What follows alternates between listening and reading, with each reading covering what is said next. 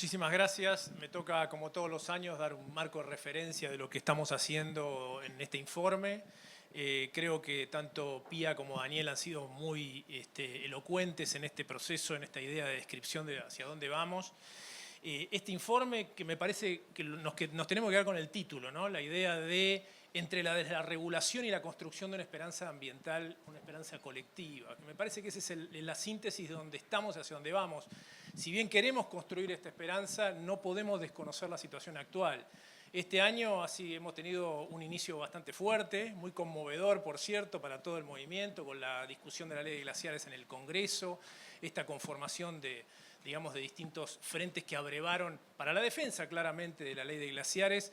Pero la ley de glaciares y la reforma de la ley, tanto la ley de glaciares, la defensa de la ley de glaciares como los bienes, como los bienes comunes, como la reforma de la ley de glaciares son símbolos de un lado y son símbolos del otro. Esta simbología de vamos a avanzar sobre los glaciares y vamos a establecer explotación minera sobre ellos es casi una definición, esa definición de la batalla cultural. Y me parece que eso también nos define el momento que estamos pasando, un momento que está presidido por la idea de la desregulación, ¿no? La desregulación es lo que nos va a llevar, seguramente desde algún punto de encuentro, nos va a llevar al lugar soñado, ¿no? Estamos mal porque tenemos muchas regulaciones, entonces hay que desregularlo todo. Pero al mismo tiempo, vean qué paradoja, desregulamos la protección de los bienes comunes, pero vamos a hacer una ley de lobby, que es un sistema burocrático y regulador como pocas veces. ¿Para qué? Para impedir que el ejercicio del lobby cívico, de la petición de las autoridades, sea un ejercicio normal que puedan hacer las personas. Entonces tenemos esos procesos que se están dando en este momento, pero yo creo que esos procesos se caracterizan por dos cosas fundamentales que están pasando hoy. Hoy en día tenemos una desregulación que prácticamente lo que nos hace es un desguace de todas las instituciones del Estado. En lo ambiental, sin lugar a dudas. En lo ambiental tenemos una degradación institucional, pero también tenemos una degradación del funcionamiento del Ministerio de Ambiente. ¿Alguno de ustedes lo conoce, al subsecretario de Ambiente? ¿Conoce cuáles son sus posiciones? ¿Los ha escuchado alguna vez? Eso nos habla de lo que es la degradación, cómo se ha ido degradando todo el espacio institucional. La defensa de la ley de glaciares fue sostenida por gente inverosímil. Cuando escuchamos gente que sostiene la defensa de la modificación de la ley de glaciares, gente que no ha tenido ningún tipo de contacto ni vinculación con la materia. Eso además no tiene un correlato de que se queda allí, porque al paso siguiente lo que tenemos es un impacto sobre la cuestión presupuestaria. Hoy, si tuviéramos que opinar de la política ambiental, más allá de que no existe, podríamos decir que la política ambiental no existe precisamente porque no tiene presupuesto. La caída de los presupuestos en los distintos ámbitos de la regulación ambiental son estrepitosas, más del 70%, y a eso le tenemos que sumar la falta de ejecución. Precisamente, ¿cuándo se da eso? En momentos críticos desde el punto de vista climático. No hemos tenido un verano complicadísimo en materia de incendios. ¿Cómo ha sido ese proceso? Entonces, ahí tenemos una situación que evidentemente está marcando un rumbo. El segundo rumbo que yo creo que construye, y la ley de glaciares en este sentido ha sido emblemática para eso, es la consolidación del modelo extractivo, con el RIGI como herramienta. El super RIGI vendrá ahora, no sé de qué se trata muy bien, pero el RIGI, el super RIGI, y después la bandera de vaca muerta y la bandera de la explotación de los minerales. Eso supuestamente nos va a llevar a la tierra prometida, ¿no? A partir de ahí la Argentina va a ser Argentina potencia, pero ese proceso hay que analizarlo, porque ¿qué nos deja el RIGI o eventualmente el super RIGI? Nos deja, por supuesto, una menor tributación, con empresas que van a pasar a pagar el 15% de impuesto a la ganancia, mientras el Fondo Monetario dice, hey, hay que subir el impuesto a ganancia para las personas y hay que eliminar el monotributo. Ven ustedes el nivel de discusión que hay.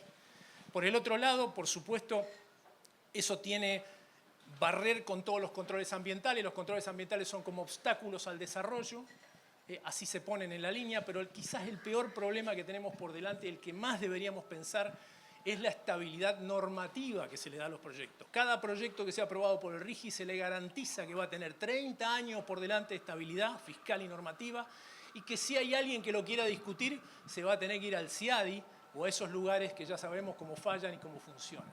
Entonces, ese proceso es un proceso que nos está dejando este modelo. El modelo también termina, y me parece que hay que mirarlo de esta forma, con un proceso de desigualdad o de lucha al interior de las provincias. Va a haber provincias que van a ser súper beneficiadas, algunas pocas, generalmente las cordilleranas, quizás un poco las que están vinculadas al agro, pero otras que van a sufrir las consecuencias y no van a tener de dónde rascarse. Y ese es un problema importantísimo. Y eso, si lo miramos en foco, en clave ambiental, vamos a encontrar dos cuestiones. Primero, un desentendimiento del Estado Nacional de todas las funciones. Está resignando las funciones que tiene y se las está pasando a las provincias. ¿Y cómo se las está pasando a las provincias? Generalmente sin recursos. Y esto nosotros ya lo vivimos en los 90. ¿Qué pasó con la educación cuando se transfirieron todas las funciones a las provincias? Terminó una tragedia de lo que ha sido la educación secundaria en la Argentina. Este proceso ya lo hemos vivido. Sin embargo, esto es lo que está sucediendo hoy, la idea de provincializar el ambiente. Cuando estuvimos por La Pampa, los pampeanos, que son, diríamos nosotros, lo hemos titulado en los diarios, en algún momento los grandes perdedores de la ley de glaciares, aguas arriba se le van a quedar con todo y aguas abajo van a sufrir las consecuencias, nos hablaban de la balcanización provincial. Es un término que hay que empezar a mirarlo, hay que empezar a observarlo, y esto es un poco lo que nos está dejando. Pero finalmente tampoco podemos desconocer que este proceso también viene arriba de un endurecimiento de las medidas de seguridad. Eso no es en vano. La cuestión de la seguridad es, digamos, control de fuerzas de seguridad y fuerzas de seguridad ejerciendo funciones represivas. Se está dando en muchas provincias, fundamentalmente vinculado con el ambiente. Lo vamos a tener en este panel, el caso de Mendoza. Y también un Plan Nacional de Inteligencia que manda realizar ciertas cuestiones, como por ejemplo, yo creo que un elemento que surge de ese Plan Nacional de Inteligencia es la ley del lobby. Habrá que dar esa batalla en el Congreso, es la próxima la que tenemos que comenzar a dar esta semana. Así que este es un poco el proceso que tenemos. Sin embargo, como dice el título, la construcción de la esperanza colectiva es lo que nos mueve. Lo que ha pasado con la ley de glaciares es un elemento que hay que tener en cuenta. Una audiencia pública que se esperaban 10.000 personas, se inscribieron 100.000 personas. Si bien no pudieron hacer uso de la palabra, el Congreso o el aparato se puso enfrente de eso. Se inscribieron 100.000, es el dato característico. Después, para la demanda que iniciamos, se inscribieron 800.000 personas, otro dato característico. Cuestiones que no podemos desconocer y que nos permiten saber que el tema ambiental está arraigado socialmente. Hemos andado por el interior del país y vemos el valor que eso tiene, la movilización que hay. Así que con eso nos quedamos. Vamos a construir ese sueño, esa esperanza colectiva y entre todos los que estamos aquí esperamos colaborar en ese sentido y trabajar en esa línea. Así que muchísimas gracias por estar, muchas gracias a los panelistas brillantes que tenemos esta noche, así que les deseo lo mejor.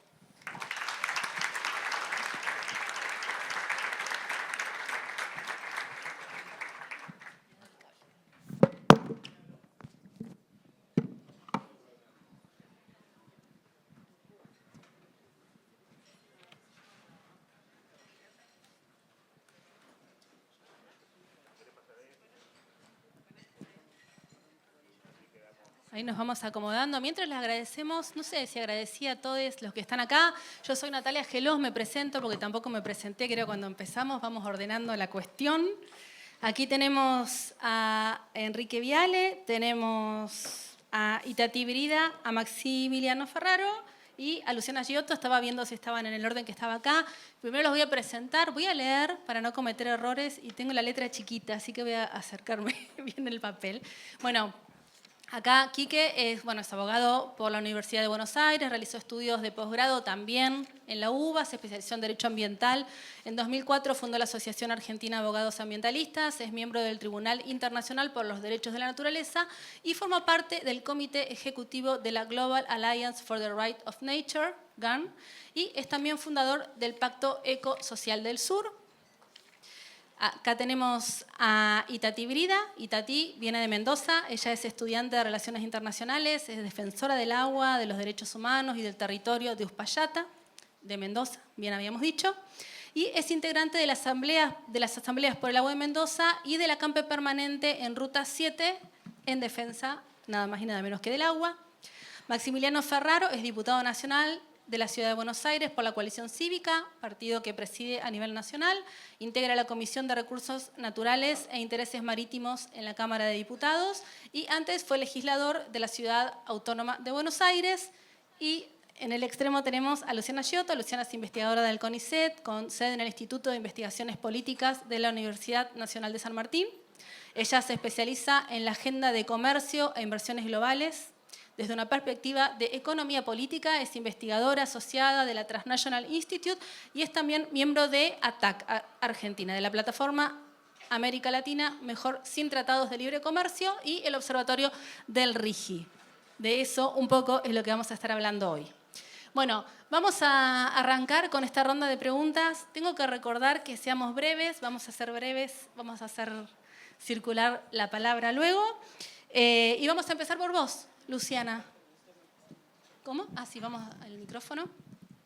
Bueno, un poco, antes vamos a poner en contexto, ¿no? Un poco lo que decía Andrés desde el triunfo en las últimas elecciones de octubre de 2025, en las elecciones legislativas, digo triunfo, ¿no? Porque a partir de eso el gobierno tuvo un volumen, el volumen que necesitaba como para avanzar con reformas legislativas que no había podido pasar cuando asumió, allá por diciembre de 2023.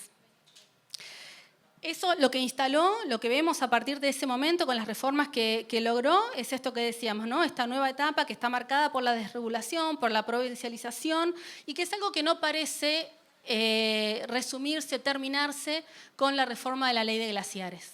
Un poco lo que dice el título también del informe es esto, ¿no? Entre la desregulación y la construcción de una esperanza colectiva, lo que vemos a partir de eso también fue la movilización popular, general, federal, frente a esto que pasó con glaciares. Y entonces, a partir de esto, lo que empezamos a preguntarnos y que vamos a tratar también de charlar en esta ida y vuelta que vamos a tener es, bueno, ¿qué rol debemos asumir desde las organizaciones y los territorios, ¿no? Y cómo sostener el derecho a un ambiente sano en un contexto como este. Y además, bueno, ¿qué perspectivas vamos a tener a... ¿Cuánto falta? Un año, más o menos, para las próximas elecciones presidenciales. ¿Qué es lo que puede pasar hasta ese momento y qué escenario se abre a partir de ahí? En ese contexto, en esta situación estamos, todos lo sabemos un poco. Y, Luciana, lo que nos gustaría saber dentro de ese contexto, primero que nos hagas un panorama de esto que un poco hablaba Andrés, ¿no? Del RIGI, del contexto económico que estamos pasando, la presión financiera. Bueno, ¿cómo esto se cruza con ambiente? ¿En qué estamos? Bueno, buenas tardes, buenas noches. Un placer estar de este lado de las luces. No sé si es un placer en realidad ahora que lo estoy pensando, pero muchas gracias por la invitación a FARN y agradezco la pregunta. Me parece que poner el RIGI sobre las luces, literalmente, es un momento clave. Cuando se habla de flexibilidad, que Andrés mencionaba, ¿no? La flexibilidad ambiental o la flexibilización ambiental, a pesar de que estamos en un gobierno que se presenta como caótico, se presenta como idas y vueltas, ¿no? Intentos de algunas medidas que van para atrás, que vuelve, ahora está bastante consolidado, hay que entender que la flexibilización ambiental no es un proceso caótico. O sea, no estamos atravesando hoy, y el RIGI es un elemento clave acá, no estamos frente a un proceso donde no esté pensado. El RIGI estaba pensado con claridad. El RIGI fue copiado de leyes y de hidrocarburos que vienen de países africanos. Hoy se está tratando de copiar. Nosotros desde el Observatorio del RIGI decimos que estamos hoy frente al RIGI for Export, porque en Bolivia, vimos que ahora está Bolivia en fuego, pero en Bolivia en diciembre se intentó incorporar el RIGI dentro de la legislación boliviana. Hoy Japón, nos enteramos que está evaluando, ¿no? Los establishments japoneses están evaluando copiar el RIGI. El RIGI en ese sentido se presenta como un elemento clave del nuevo modelo de acumulación argentino. O sea, estamos frente a una reconfiguración del modelo de acumulación del capital en Argentina, donde estamos viendo un pasaje de lo que era ese modelo pampeano, centrado en el campo, centrado en las hojas, centrado en la carne, a ahora el mapa dibujado en las provincias vinculadas a la cordillera de los Andes. O sea que hay un cambio muy fuerte donde el RIGI cumple un rol central, que es darle seguridad al capital transnacional. También al nacional, por eso YPF hemos dicho, nosotros desde el observatorio hemos indicado cómo YPF ha tenido un rol clave en el primer año del RIGI, con los principales proyectos presentados y aprobados estaban liderados por YPF. En ese sentido, este es un plan que lleva quizás 3 grandes elementos, tiene 3 capas esta seguridad, esta arquitectura jurídica que están requiriendo los capitales internacionales. Una capa es el RIGI, que es hacia adentro, es la legislación nacional y es un intento por darle seguridad y 30 años de estabilidad. 30 años de estabilidad, quedémonos con ese número, ¿no? En un país como Argentina, donde nosotros no tenemos estabilidad para llegar a fin de mes, los capitales van a tener 30 años de estabilidad regulatoria e incentivos fiscales, cambiarios, aduaneros. Y además eso modifica toda la relación, que es lo que se viene hablando acá y seguramente van los compañeros a profundizar más, cambia la relación y la profundización con las provincias para forzar que las provincias no avancen en legislaciones ambientales más avanzadas que puedan ir en contra del RIGI, ¿no? O sea que el RIGI es disciplinante hacia el interior de la Argentina. Pero eso va de la mano de otra capa de seguridad jurídica, que es la capa hacia afuera, hacia el extranjero, que es la capa que tiene que ver con los tratados de protección de inversiones que Andrés mencionaba antes, el CIADI, el arbitraje. El RIGI incorpora CIADI, pero además nosotros seguimos teniendo los 48 tratados de protección de las inversiones en Argentina vigentes. O sea, Argentina tiene un entramado jurídico de protección del capital gigantesco y sigue siendo uno de los países más demandados en el arbitraje internacional. O sea que esto no es especulación ni ideología, esto es realidad. Argentina perdió el 90% de los casos en el CIADI, ¿no? Eso se convierte en deuda externa para que tengamos en cuenta cómo afecta. O sea que en realidad esa flexibilidad, además va otro elemento que se suma a la política de Milei, que es el acuerdo con Estados Unidos, que es un acuerdo que además incorpora, ese acuerdo comercial Estados Unidos-Argentina que firmó Milei en febrero, que incorporó el RIGI al interior de sus cláusulas. O sea que además esto que era interno, se convierte de vuelta hacia afuera. Esto es una cantidad de capas jurídicas que los abogados seguramente podrán también aportarnos y mostrarnos la cantidad de inconstitucionalidad que tiene y de controversias con otros compromisos internacionales que ha tomado Argentina. Así que en este sentido el RIGI, por eso estamos poniendo tanto énfasis en analizarlo, en analizar sus impactos y en analizar cómo está siendo un elemento clave en esta reconfiguración del capitalismo argentino. Gracias. Bueno, Maximiliano, recién Luciana hablaba de capas, ¿no? Y al interior del Congreso también se necesitan muchas capas para que, por ejemplo, la ley de glaciares haya llegado donde llegó, los consensos que se armaron. Bueno, la idea un poco es pensar cómo llegamos a esto, qué lectura vos hacés desde el Congreso, donde no se llega solo con la libertad de avanzar, digamos, a ganar estas leyes. Bueno, en primer lugar, muy buenas tardes a todas, a todos. Por supuesto, felicitar a FARN por este nuevo informe ambiental. A ver, yo creo que estamos frente a un Congreso totalmente degradado. Y creo que hay que poder decirlo con todas las letras. Y que estamos en un Congreso totalmente degradado donde la narrativa, la metodología de construcción de poder, la metodología de construcción de las leyes se inscribe en una narrativa y en una acción que tiene que ver con una faceta totalmente desreguladora y regresiva en términos de todo lo que es las leyes de presupuestos mínimos en materia de protección ambiental, pero a su vez también regresiva en otros aspectos, ya que un gran sector de la libertad avanza no cree en lo que es la Constitución reformada del 94 y, si se quiere, la incorporación que tuvo esa Constitución en lo que son los tratados internacionales en materia de derechos humanos, la nueva cláusula del progreso y así un montón de otras cosas. Entonces creo que se inscribe, como les decía, en esa metodología del ejercicio del poder, pero en una narrativa donde esta faceta desreguladora, donde todas estas políticas totalmente regresivas, y muchísimas de ellas, ya lo sabemos, inconstitucionales, se inscribe en lo que yo estoy denominando que no hay ningún tipo de búsqueda de verdad y de evidencia y de posibilidad de conversación pública para la argumentación y la contraargumentación. Y que esto se inscribe principalmente en el orden de la mentira. En el orden de la mentira que tiene que ver en que una gran parte de la sociedad no pueda distinguir entre la verdad y la mentira, no pueda distinguir entre lo bueno y lo malo, y ahí es donde se inscribe no creas en el cambio climático, no creas en el CONICET, no creas en la universidad pública, y eso va calando,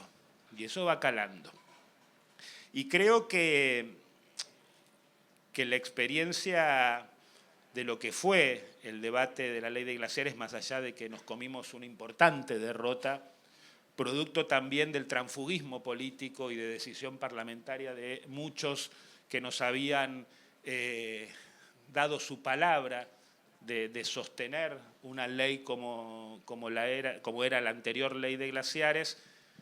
Creo que también quiero poner sobre la mesa optimismo, porque pudimos en su momento lograr lo que fue la posibilidad de la audiencia pública, la participación masiva que tuvimos en audiencia pública, y que de alguna manera nos pone en el enorme desafío, por lo menos en el Congreso de la Nación, de tener primero una actitud de resistencia, porque como todos saben, en lo que es la Comisión de Recursos Naturales no hay posibilidad alguna de parar dictámenes que vayan de manera regresiva a las decisiones que pretenda la libertad de avance y que ni siquiera necesitan contar con los aliados que muchas veces cuentan en el propio recinto. Bien, gracias. Y Tati, bien, esto un poco, incluso cuando se habla de vaca muerta y demás, de las promesas, la cordillera, la minería, ¿no? Basta con ir un poco a Santa Cruz nomás y ver lo que está pasando en Las Heras, San Pico Truncado, que son los lugares que se veían como promesa también, y qué pasa cuando las inversiones se van, que es un poco la película previa a esto que ahora se vende, ¿no? Ustedes allá en Mendoza son parte de la discusión y están poniendo además el cuerpo y están poniendo la tierra y el agua en este caso. ¿Qué traes vos acá para contar hoy, como para ver cómo lo viven allá, ¿no? Estas discusiones que a veces desde acá se ven solo en los diarios. Bien, bueno, yo para empezar creo que más que, como se nombraba acá, que una flexibilización de las normativas ambientales, yo creo que es una eliminación y eso lo vemos directamente en los territorios. Creo que estamos totalmente desprotegidos, nos vemos totalmente vulnerados, pareciera que nuestros territorios son ahora sacrificables y que así también, como lo son nuestros territorios, también son nuestros modos de vida, nuestra vida misma, ¿no? Entonces, creo que esto nos pone totalmente en riesgo y recién se hablaba del Congreso y demás, me parece que también nosotros como Mendoza, esto de ponerle el cuerpo, también me parece que es señalar un poco a los gobernantes que no tienen ellos el sartén por el mango, digamos, que nosotros también podemos hacer resistencia y exigirles a ellos que están irrumpiendo con las normativas que deberían de existir para cuidar el territorio. Por ejemplo, también pongo acá en ejemplo que nuestro Estado es parte del Acuerdo de Escazú, por ejemplo, y está obligado a respetar normativas ambientales, como así también el derecho que tenemos nosotros los defensores de estar defendiendo nuestro territorio. Y bueno, esto se ve totalmente vulnerado. En Mendoza tenemos más de 40 presos políticos por defender el agua. Entonces, no es un número más, o sea, me parece que nosotros quienes estamos poniendo el cuerpo, que salimos a hacer marchas masivas, que además sufrimos un cerco mediático importante, porque esto no se ve en los telediarios de toda la provincia ni de todo el país. Nada, es preocupante, y no solamente Mendoza, sino que también podemos pensar en otras comunidades como Jujuy, Chubut, que se ven expuestas totalmente a justamente esto, hacer zona de sacrificio. Así que creo que no es alentador el panorama, pero bueno, también nos podemos dar organización en los territorios. Y también justamente en esa organización está exigirle a los estados que cumplan estos acuerdos y que también nos den normativas. Las normativas las escribimos los ciudadanos también, no solamente en un congreso, las podemos exigir nosotros. Así que creo que ahí también hay una tarea. Bien, gracias. Bien. Quique, qué panorama con este. Te toca a vos. Un poco también con la pregunta de qué pasa con la ley ahora, ¿no? A partir de la demanda, como para traer un poco de esperanza también con eso, pero ¿qué lectura vos haces de este momento? Bueno, ¿cómo están? Muy buenas tardes. Gracias, Farn. por nuevo informe. Siempre venimos acá con muchas ganas porque nos encontramos con gente. Es un esfuerzo enorme hacer esto, hay mucha gente atrás. Y además venimos muy cerca con FARN, trabajando con mucho cariño, mucho respeto. Es muy lindo trabajar con la gente, con los compañeros y compañeras de FARN. Así que estoy muy contento de estar acá y es un honor además poder estar de este lado. En un momento complejo, difícil, ya se dijo. Yo no quiero hacer tanto diagnóstico porque creo que lo tenemos, ¿no? Sí, me parece que es para pensar algunas cosas. Después podemos hablar de la acción judicial si se quiere. Pero yo más que eso quiero del fenómeno que despertó, ¿no? Yo creo que hubo un verano bastante complejo, muy difícil, donde se presentaron 3 proyectos de ley. Uno era la ley de glaciares, pero estaba también la reforma laboral, o sea, en el marco de retrocesos sociales, económicos, como pocas veces. Y después estaba otro que era la baja imputabilidad a los niños y niñas, ¿no? Nada más y nada menos. Uno de los 3 temas era la ley de glaciares, que primero, recordemos, pasó casi sin pena ni gloria por el Senado, con una cerrazón mediática muy grande, ¿no? Que no tuvimos ni tiempo casi de reaccionar como sociedad, con mucha dificultad, y ahí hubo un momento increíble de un clic y logramos algo histórico. O sea, yo digo porque nos vamos, para no irnos tan pesimistas, ¿no? Que se anoten 100.000 personas, nunca había pasado, 102.000 personas anotaron, que anotarse quiere decir anotar el nombre y apellido, poner que la voluntad de querer hablar en un lugar del Estado, que no es nada fácil, quizás los que estamos acá estamos acostumbrados a trámites así, pero a la mayoría de la población no, le genera miedo ir al Congreso, nosotros recibíamos mucho mensaje de eso. Es decir, que era más que hacer un clic nada más, ¿no? Era mucho más que eso. Bueno, eso generó un sismo que incluso rompió el cerco mediático que existía. Los propios medios, incluso los que apoyan este tipo de cosas, tuvieron que decir, no, acá está pasando algo, y tuvieron que abrir, ¿no? Por algún momento. Y luego también el número de la audiencia de los adherentes a la demanda colectiva, que es impresionante, es casi 900.000 personas. Yo recién empiezo y ya me hacen terrible. 900.000 personas. Esto es que ya no me queda ni un minuto. O sea, ok. No, lo de 900.000 personas. Digo, voy a ir por este primer concepto. 900.000 personas que también, que pusieron su nombre, su apellido, su dirección, su número de documento, que iban a apoyar una acción judicial, con lo que ello significa. Es decir, no es poco, son miles de cada provincia que se anotaron. Es decir, hay un fenómeno, incluso creo que la resistencia a la ley de glaciares, en tiempo por lo menos seguro, y quizás incluso en el propio Congreso, tuvo más resistencia que la reforma laboral. Es decir, estuvimos más cerca de eso que... Sí, no, que antes que nos redondeen, quería preguntarte ahí, perdón, pero te interrumpo, pero porque ¿qué pasó ahí, justamente? ¿En la ¿Qué acción pasó? judicial? Que No. movilizó, que la gente Bueno, se es algo, comprometió. para mí es un poco, estamos en una época muy compleja, después, si quieren ustedes, me gustaría escuchar por qué creen que pasó eso. Estamos en un momento muy difícil donde parece que no hay ningún tipo de horizonte, no hay nada, ¿no? Todo son malas noticias, todos son retrocesos laborales, sociales, la educación pública. Nos normalizan cosas que no podemos normalizar, que le peguen a los jubilados los miércoles, ¿no? Todos los miércoles le pegan a los jubilados y lo vemos por la tele, televisado. Es una locura, es una época de normalizar, destruir la universidad pública, ¿no? Y que ya no reaccionemos como sociedad. Claro, estamos pensando cómo llegar a fin de mes. Y creo que ahí, con la ley de glaciares, hubo algo, es decir, es el agua, ¿no? El agua donde nacen los ríos en otro país, y la sociedad de alguna manera pudo decir, che, acá hay algo por qué luchar, por qué confrontar, hay un límite, o sea, muy claro, es decir, esto no.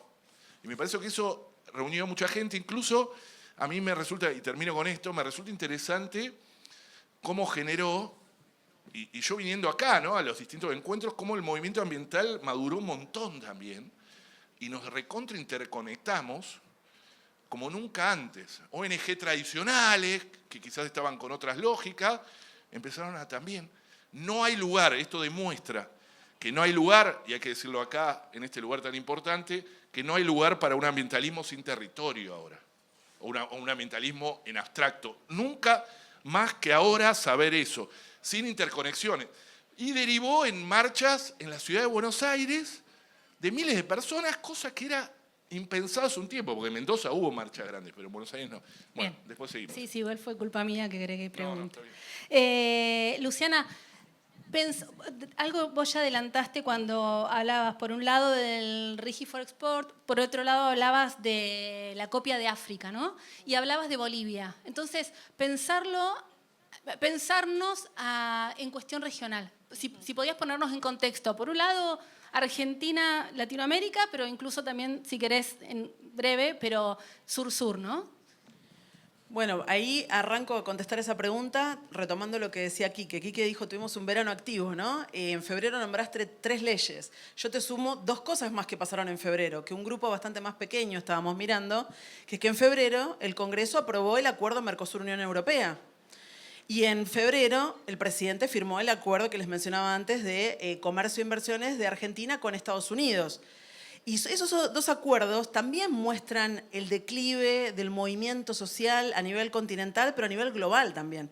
Porque esos 2 acuerdos muestran 2 procesos que vienen de fines de los 90. Uno es, si pensamos, el ALCA, ¿no? Mucha gente de la que está acá estuvo en la campaña contra el ALCA, la Alianza Social Continental, la campaña continental, era con el movimiento sindical continental, desde Canadá hasta abajo, era la Vía Campesina, era la Confederación Sindical de las Américas, era un movimiento gigantesco donde pueblos originarios con sindicatos, con estudiantes, con feministas, nos reuníamos y decíamos, el ALCA no.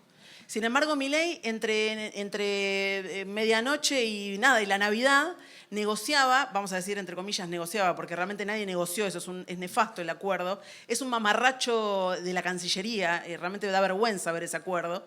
Entonces viene ahí el hijo del ALCA, pasa. Y en febrero pasa el acuerdo que estuvo, el acuerdo más longevo del mundo, el acuerdo Mercosur-Unión Europea, se termina aprobando en el mes de febrero. O sea que el mes de febrero y el verano fue nefasto en muchos sentidos. No solo lo que tiene que ver con la normativa nacional, sino con el rol que Argentina está tomando a nivel internacional. Argentina aceptó ese rol de proveedor de materias primas en un contexto en el cual vos preguntabas por la cooperación sur-sur. Yo te diría, ¿qué cooperación con los países que tenemos al lado hay hoy? En realidad, América Latina rompió todos los acuerdos de integración que había. El acuerdo Mercosur-Unión Europea, yo digo que es directamente goodbye Mercosur, se acabó el Mercosur, porque realmente Brasil está haciendo su juego, Brasil está negociando con las empresas chinas para instalar sus terminales automotrices y Lula da Silva dijo, nosotros le vamos desde Brasil a vender autos a la Unión Europea y a Argentina. O sea que se acabó el arancel externo común de acá a 15 años, el acuerdo ya está vigente desde el 1 de mayo.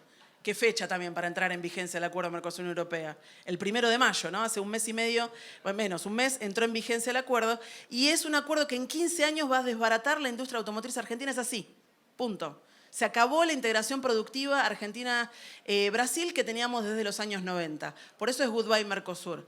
Ahora, a eso se le suma, obviamente, la ruptura de todos los acuerdos de cooperación que había entre los países de toda América Latina. O sea que hoy lo que tenemos más bien es una... se hace evidente lo que es el proceso de competencia entre nuestros estados. Estamos en un momento de competencia, compiten Ecuador con Colombia para colocar los mismos materias primas, nosotros con Chile para ver quién va a recibir más rápido los data centers a través del Super RIGI, competimos nosotros para ver con Brasil, no compite nadie con Brasil. Y en ese sentido, esta competencia es lo que tenemos. Tenemos un escenario muy lejano en el sentido de los 90 con la idea de una integración regional más fuerte y en ese sentido se arma una pregunta muy fuerte que es entonces, ¿cuál es la salida a esto? La salida tiene que ser soberanista, tiene que ser reforzando la soberanía nacional. Tendríamos que estar mirando de vuelta a empezar procesos de rearticulación con movimientos que están más allá de la Argentina, cuando no podemos ni siquiera fortalecer, siguiendo lo que decía aquí, que hoy un movimiento social en Argentina. O sea, tenemos muchas preguntas en un momento de declive de la lucha social, no solo en Argentina, sino continental y desgraciadamente me atrevo a decir a nivel global. Cierro con esto, no somos nosotros los únicos que estamos perdidos. Vos mirás el movimiento social en Europa, mirás el movimiento social en Centroamérica, en México, en toda América Latina, en Estados Unidos y Canadá, están todos perdidos. Es un momento donde todo el mundo está perdido. Entonces, en ese sentido, los diagnósticos, que decía aquí que no quiero solo dar diagnósticos, yo creo que es importante barajar y dar de vuelta. Es un momento donde tenemos que revisar los diagnósticos, porque el objetivo al cual nos estamos poniendo va a rearticular nuestra estrategia y de ahí salen las tácticas. Pero el objetivo tenemos que revisar qué es lo que queremos. Si vamos a buscar reforzar el Estado, vamos a buscar reforzar las autonomías, la resistencia. Estas son preguntas, no les voy a contestar yo. Bien. Maximiliano, bueno, acá la pregunta es por el Congreso, ¿no? Hoy, de hecho, se postergó el tratamiento de la ley de inviolabilidad de la propiedad privada. La pregunta ahí era un poco también qué pasó, ¿no? Si es que este envión o este consenso que había para acompañar, digamos, las iniciativas estaba o no.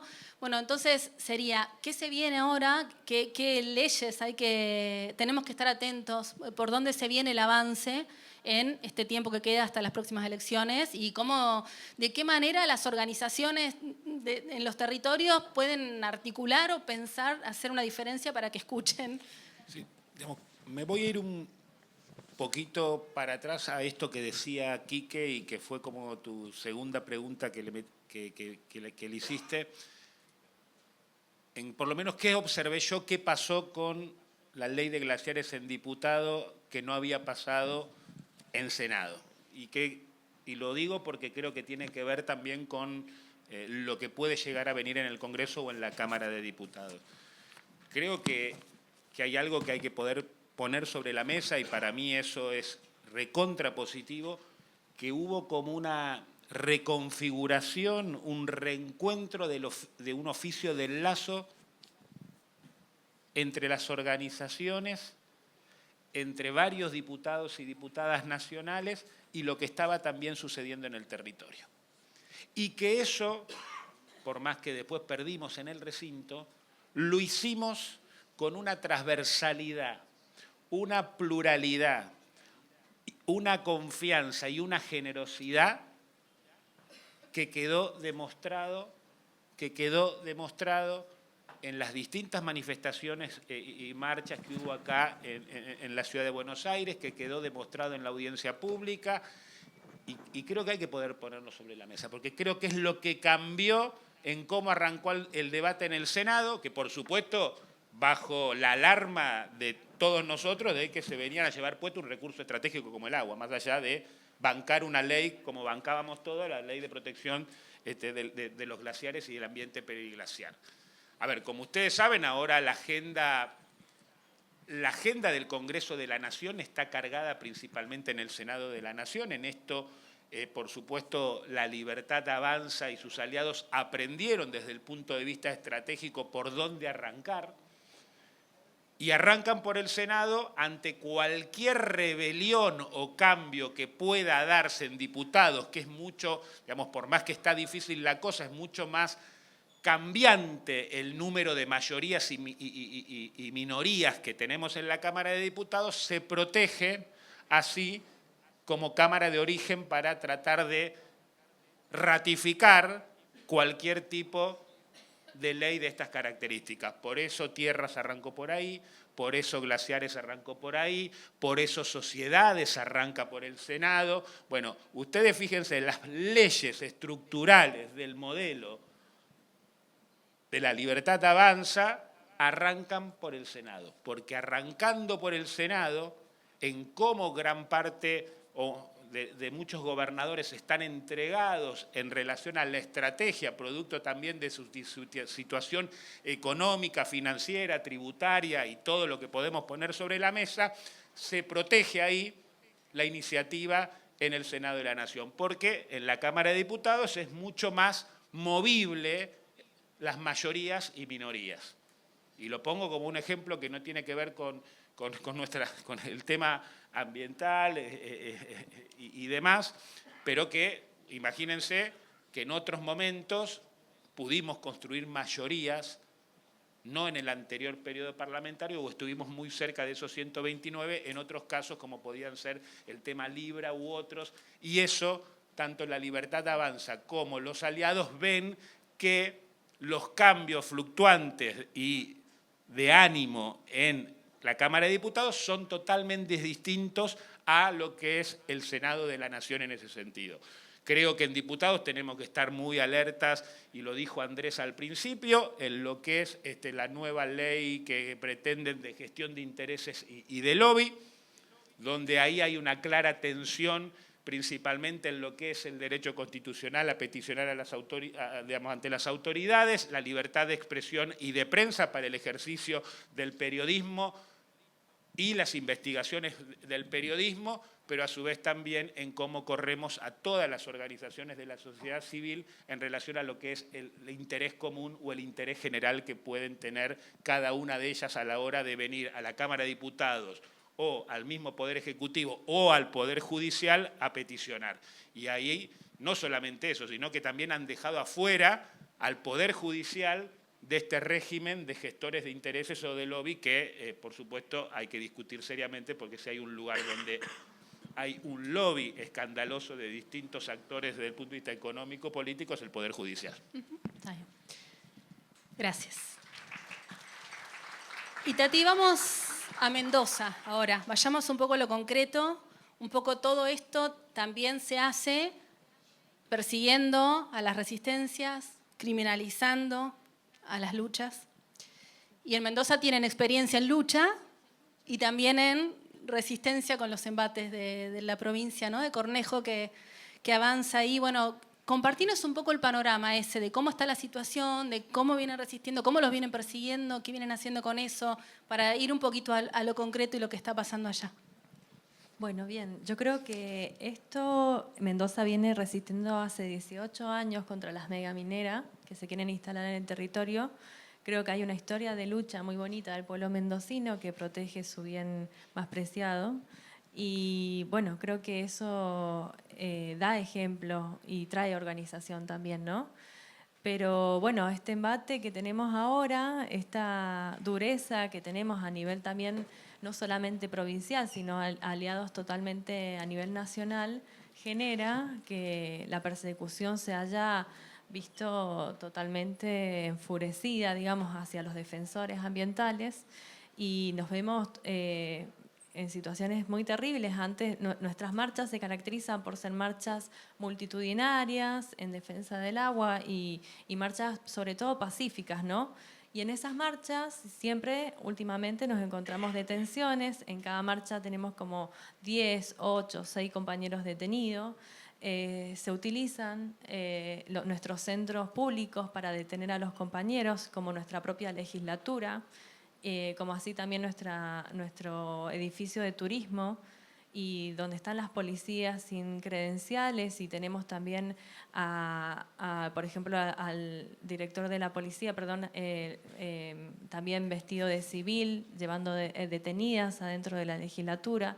Y bueno, los compañeros también son sumamente golpeados. Hay video de eso que los registramos los vecinos en cada marcha. Estamos atentos a eso, a hacer un autocuidado, a filmarnos entre nosotros.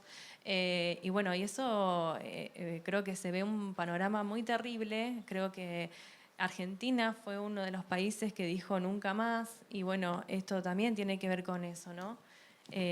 Con posicionarnos, y quienes somos defensores de los territorios también somos defensores de los derechos humanos y bueno, por tanto de los bienes comunes. Creo que tenemos que poner en perspectiva y unir todos esos ejes y saber que si estamos a favor de los derechos humanos, también tenemos que proteger a quienes los defienden.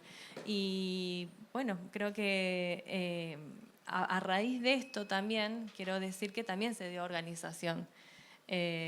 Así que bueno, por ejemplo, cada vez que se llevan a los detenidos, los pueblos estamos ahí afuera de los lugares de detención hasta esperar que salgan.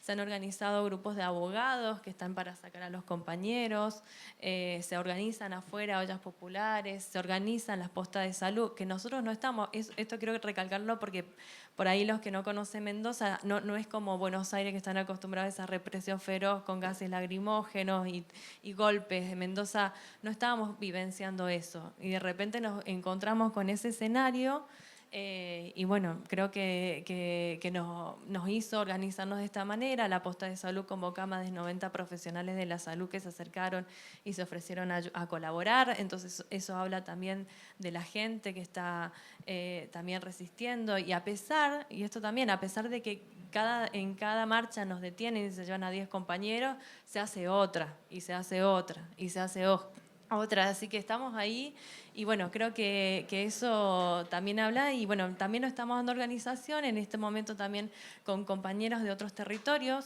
Creo que se anunció hace poco la unificación quieren unificar lo que es la explotación de las mineras conjunto con Chile, pero también quiero decir que con los compañeros chilenos también nos estamos dando organización para defender la cordillera, porque bueno, estamos en un momento muy bisagra. O sea, estamos en un momento donde somos nosotros quienes pueden parar esto. Entonces, me parece que tenemos que pensar esa responsabilidad que nos cabe a cada uno como ciudadano. Gracias.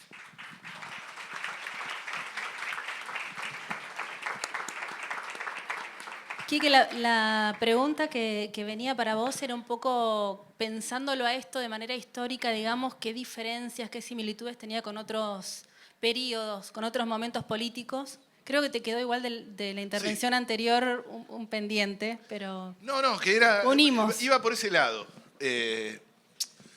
A ver, está claro que estamos en un... Y hay que tenerlo bien claro, que estamos en un modelo económico basado fundamentalmente en la reprimarización de la economía al paroxismo, ¿no? Lo dijo Lugo antes.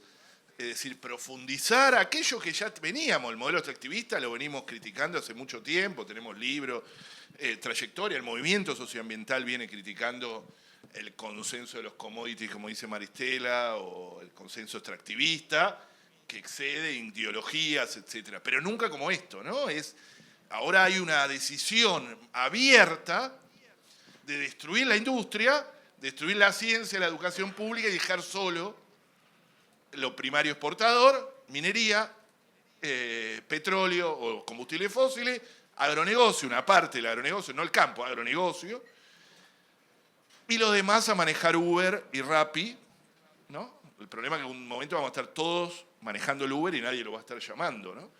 Pero esa es la lógica, hay 20 millones de personas que sobran, ¿no? Es una... como decíamos, una agricultura sin agricultores, es una economía sin personas. Con la lógica ahora de hasta las sociedades van a ser de inteligencia artificial, o sea, sin personas siquiera firmando. Es decir, esa es un poco la lógica, estamos en un momento del mundo bastante loco, ¿no? Esto hace que, y la reflexión con eso, nosotros decíamos, si esto cambia, ¿no? Y hay un cambio de gobierno, esperemos. O sea, que yo esta locura no la quiero, soy abierto en eso. No podemos ser tibios del movimiento socioambiental tampoco, ni tampoco hacernos los ecuánimes, etcétera, porque estamos viviendo un momento complejo con consecuencias concretas en los territorios, ¿no? Con persecuciones, etcétera. No podemos hacer un ambientalismo en abstracto, hablar de cambio climático en abstracto, cuando nos están pasando estas cosas, no solo acá, sino en todo el mundo, con estos negacionistas de la cuestión ecológica que ponen al movimiento ecológico como enemigo, además. Esto pasó expresamente, el propio presidente en Davos lo hizo. Pero también estos retrocesos los vivimos en los 90, que hay mucha gente joven, pero en los 90 está la Ley de Inversiones Mineras del año 1993, que es un RIGI, una especie de RIGI. Y hoy está plenamente vigente. Nadie la cambió, hubo 15 años de gobierno de la década ganada, o como la quieran llamar, o como la llamaron, no la movió nadie. Yo laburé con Pino, Solana, teníamos proyectos con Fernanda creo que también, proyectos para derogar la ley de inversiones mineras, ni siquiera los trataban en el cajón, esas las dejaron. A mí me da un poco de miedo que cuando recuperemos mayorías, recuperemos o podamos tener mayorías más razonables en el Congreso, o se pueda debatir, se nos hagan los tontos con el RIGI. No, bueno, está bien. O con la reforma laboral, no, 2, 3 puntos sí, pero los otros no. Ojo con eso, nosotros ahí tenemos que ser muy contundentes, ¿no? O con la ley de glaciares. Porque hubo votos de la ley de glaciares que si no estaban, no salía. O sea, no votó solo la Libertad Avanza. Ni hablar los radicales, eso ni hablar, pero también propio del movimiento peronista, que dieron los votos clave, sobre todo en el Senado, en diputados también, pero en el Senado fueron clave. Después hubo panquequeada, es un desastre lo que pasó. Entonces, ojo con eso, porque hay un consenso extractivista que continúa. El problema es que otros creen que lo hacen para, esto lo hacen para las corporaciones, pero nosotros lo vamos a hacer para devolverle la dignidad a la gente, etc. Y es la misma lógica. Y mantiene una estructura que no se cambia con los mismos ganadores, etc. Ahí termino. El gran desafío que tenemos es, en este sentido, quiero terminar con esto, Latour decía, Bruno Latour tiene un libro que dice que hay una clase ecológica consciente y orgullosa de sí mismo, ¿no? Y me parece que es un momento para eso. Nos presentan una distopía como único horizonte, ¿no? Y nosotros tenemos que transformar como movimiento socioambiental, al menos en el imaginario, en una utopía, ¿no? Esa distopía que nos muestran, ese mundo distópico. Todas las películas nos muestran, la literatura, todos nos muestran mundos distópicos nada más. Nosotros tenemos el desafío no solo de contar que estamos mal, sino de mostrar que hay otra forma de salir. Para eso el Pacto Ecosocial del Sur, el equipo Transición, un montón de gente, FAN trabaja con nosotros en un montón de temas para encontrar otros horizontes deseables, otros futuros posibles, deseables. Tenemos que discutir, no es solo resistir. Bueno, y de hecho, hagamos esto, porque íbamos para ahí. Entonces, como me diste pie, Dale. de hecho, podés decir que sí.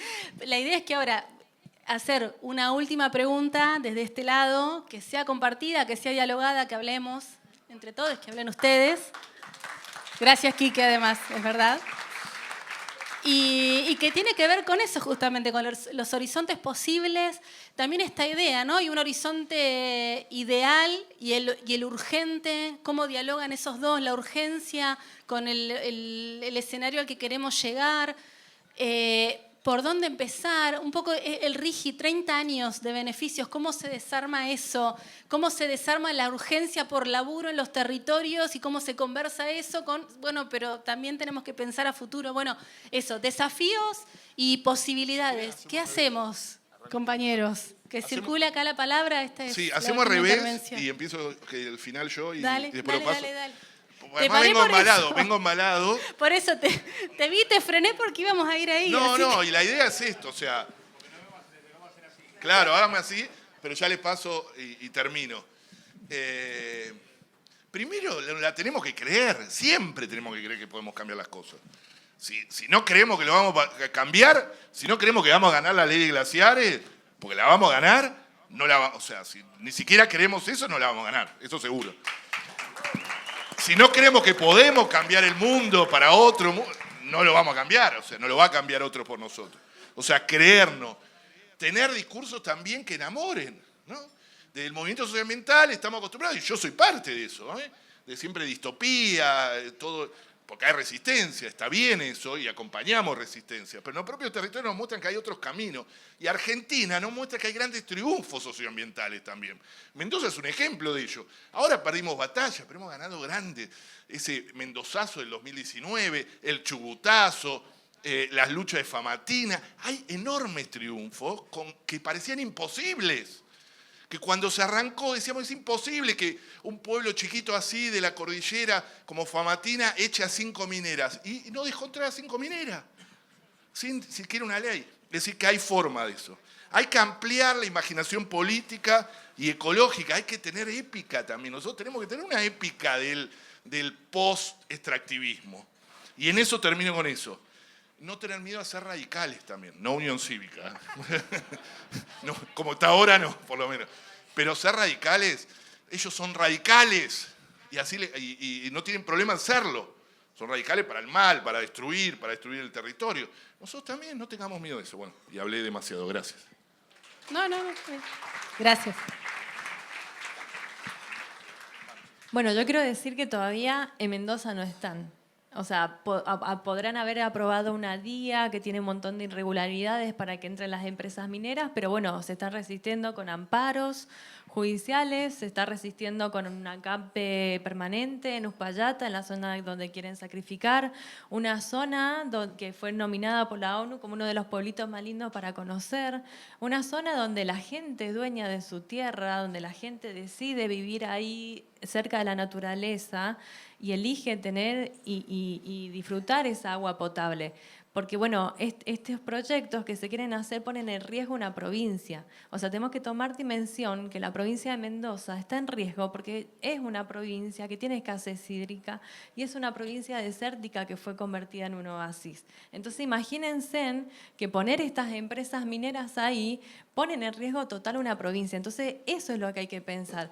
Este modelo pone en peligro la vida misma de quienes la habitamos.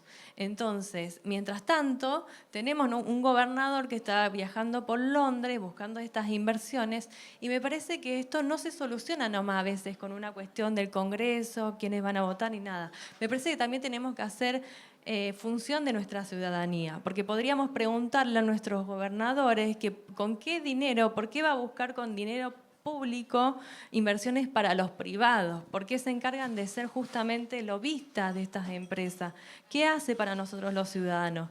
En Mendoza estamos sufriendo ahora un derrame cloacal que pone en riesgo a todo un territorio que se dedica a la agricultura. Entonces, los modelos que vienen sosteniendo el trabajo de la gente que habita Mendoza la ponen en riesgo para demostrar que el único modelo posible es el minero y que sabemos que genera pocos puestos de trabajo y que sabemos que las pagamos las poblaciones, porque las pagamos nosotros con nuestro territorio y las pagamos también porque tenemos que también tomar conciencia de esto, que el hecho de que nosotros paguemos los impuestos más caros es para sostener este modelo, esto que nombraba la compañera, 30 años de beneficios impositivos. Lo estamos pagando nosotros, porque mientras nosotros sí pagamos más caros los impuestos, ellos no están pagando nada y nos están dejando miseria por las cosas que se llevan. Entonces yo creo que es un posicionamiento nuestro y una responsabilidad nuestra ahora tomar conciencia de eso y decir, ¿qué vamos a hacer? ¿Cómo le exigimos a nuestros gobernantes que no queremos ese modelo? Que ese modelo nos pone en riesgo y que lo vamos a estar señalando y que vamos a hacer lo posible para resistirlo y que no debería de estarse haciendo con nuestro dinero público. Porque me parece que hay que repensar esto y decir, gobiernen para los ciudadanos, no gobiernen para las empresas, no gobiernen para una afuera, porque es lo que están haciendo ahora, entregando el territorio argentino para una afuera, que no nos beneficia en nada. Así que bueno, yo creo que esto, más allá de los acampes, de las marchas, de los presos que tenemos, es, bueno, decir, esto es lo que queremos para nuestra región, porque también estaba pensando, tuve la posibilidad de ir a Bahamas, a la COP4, donde se discutía Escazú, y tenemos también territorios, por ejemplo, en Centroamérica, que ya están sufriendo la vulneración total de los defensores ambientales, que también son asesinados, y tenemos que pensar, ¿queremos eso para nuestros vecinos? ¿Queremos que empiecen a pasar esas situaciones, trata de personas, como está pasando en el norte de Chile con las mineras? ¿Queremos ese modelo para nosotros? Y me parece que cuando dije recién que estamos en un momento bisagra donde podemos prevenirlo, es real y tenemos que repensar esto que nos quieren imponer. ¿Cómo cuidamos la naturaleza en un momento de crisis climática que no nos quieren ni siquiera que nombremos esa palabra y es aterrador? Porque estamos hablando de las generaciones futuras y de nuestra generación también. Entonces creo que tenemos que repensar y más allá de resistir, darnos organización, volvernos a sentar y decir qué podemos hacer. Porque el informe puede estar buenísimo. Ahora la pregunta es qué hacemos con él. ¿Qué vamos a hacer? Así que bueno, dejo eso.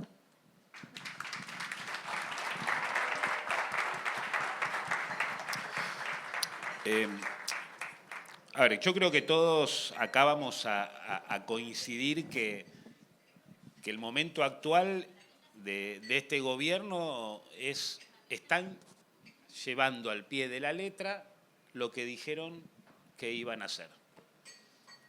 no vinimos a gestionar, no vinimos a poner en ningún lugar prioritario lo que vinimos a destruir. Dicho esto, yo creo que la mejor estrategia para lo que viene, la mejor estrategia para poder construir una alternativa nacional, una posibilidad alternativa en la ciudad de Buenos Aires o en algunas otras provincias, es teniendo lo que tenemos enfrente dentro de lo posible.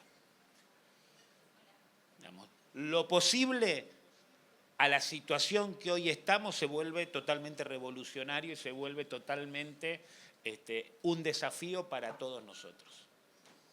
Y yo creo que lo primero que tenemos que hacer en ese sentido es, ¿cómo reconvertimos la indignación, el enojo, la falta de empatía o la apatía que hoy tenemos también en muchos sectores de nuestra sociedad? Porque es verdad, nosotros nos hemos organizado, hemos tenido presencia en distintos territorios a lo largo y ancho del país, pero lo que no podemos hacer es mirar para otro lado, en donde también está esa indignación, esa apatía de una gran parte de la sociedad, y yo creo que la tenemos que reconvertir en esa fuerza y en esa estrategia de lo posible para terminar con un modelo que si no va a ser terrible si continúa 4 años más. Porque yo tengo una pequeña diferencia con respecto, es muy similar a los de los 90, sí, es muy similar. Ahora, estos son una banda de descontrolados y de ladrones que se sectorizaron los distintos negocios del Estado y están en esa pelea del botín constante, y eso se ve en cada una de las discusiones centrales que muchas veces se dan en el Parlamento, pero también en muchísimas de otras discusiones que no están presentes en el Parlamento, y es lo que se están discutiendo en este momento. Así que yo invitarlos a que fue una gran experiencia la que pudimos vivir con el tema de glaciares, y creo que con toda esa experiencia, con toda esa presencia territorial que por ahí tenemos desde las organizaciones ambientales, socioambientales, del movimiento de mujeres, de las diversidades, para algunos partidos políticos, sí, el desafío de reconvertir y entender que quizás se vuelve revolucionario, sin renunciar a lo ideal, sin renunciar a la firmeza, sin renunciar a la nitidez, se vuelve revolucionario la posibilidad de lo posible para que de una buena vez por todas termine el modelo de Milei en el 2027.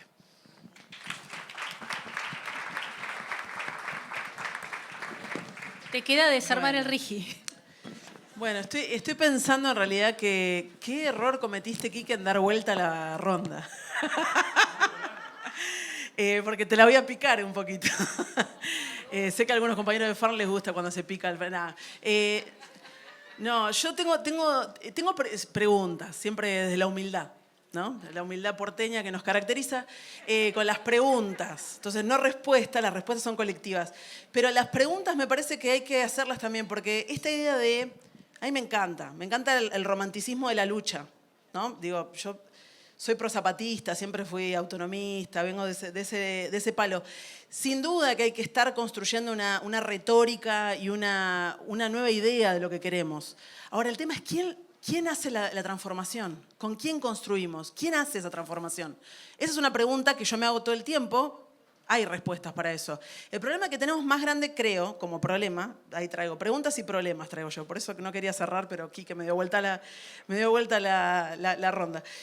Porque yo generalmente soy la que pregunta, ¿y cuáles son las alternativas? Mira, no sé cuáles son las alternativas, pero lo que te voy a decir es que tenemos un problema, que es que en la Argentina, uno de los sectores más dinámicos como sujeto de transformación, nos guste o no nos guste, ha sido los trabajadores, la clase trabajadora. Y hoy tenemos un problema grave. Acá se dijo con claridad la uberización, ¿no? La intensificación del trabajo y todo el mundo desesperado por sobrevivir. El tema que tenemos con la crisis del sindicalismo en Argentina, por ejemplo, es que el sindicalismo te nacionalizaba las luchas. Era muy claro que cuando vos tenías la campaña contra el ALCA, por ejemplo, ¿no? La campaña contra el ALCA, vos la tenías territorializada en distintas organizaciones que estaban por todo el país.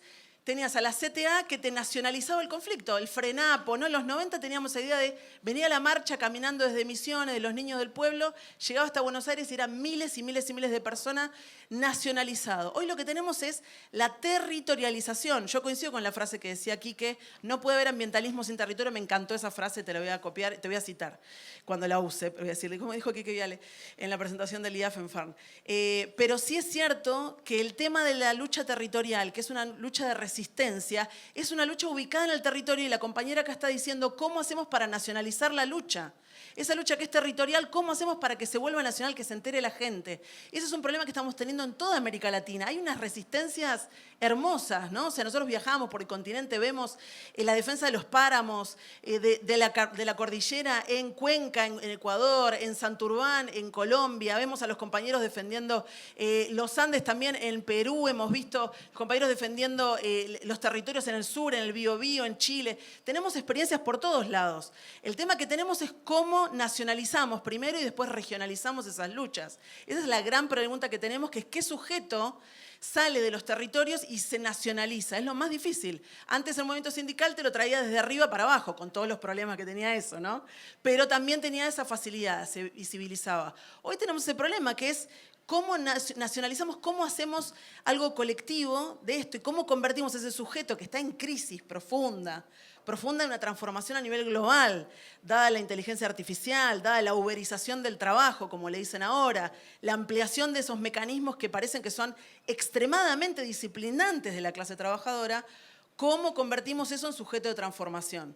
Y ahí está el rol de los movimientos, que es trascender también el ambientalismo, ¿no? O sea, yo invito también al movimiento ambiental a trascender el ambientalismo y a discutir justamente con la gente que está haciendo trabajo de base en los sindicatos, trabajo de base en los lugares de trabajo directamente, con los cuerpos de delegados, porque es la única manera que tenemos también de poder dialogar con la gente que le está poniendo el cuerpo en los lugares y que no ve como una prioridad el tema ambiental. Quizás hay un problema. Yo fui a las marchas en defensa de la ley de glaciares y veía eso, veía compañeros que conozco hace muchos años en la lucha, pero nos faltaba trascender a otros movimientos que fueran más allá del ambientalismo y ese es el problema que estamos, digo, no es para tirarnos con el latigazo, pero sí es cierto que eso es uno de los desafíos que tenemos adelante y que probablemente es lo que pueda darnos dinamismo en la lucha, ¿no? Que también tenemos que entender que no es mañana, ojalá el año que viene se logre algo, no sé, ahí empieza otro debate, ¿no? ¿Quién es él o la que va a estar en la primera línea de las candidaturas? No es mi problema, yo no me manejo en esa área. Ahora sí sé que el problema que va a tener quien sea ese candidato es poder ver justamente cómo trascender esos guetos, esos silos que tenemos y que nos han llevado también a hacer esto, territorializar las luchas, territorializar los espacios y cómo trascendemos eso con un gran movimiento nacional. Nos queda como desafío y seguro que acá los compañeros de FARN van a seguir apoyando en esa línea, así que seguro que el próximo IAF también va a tomar estos temas así que no se lo pierdan el año que viene. Ahí está.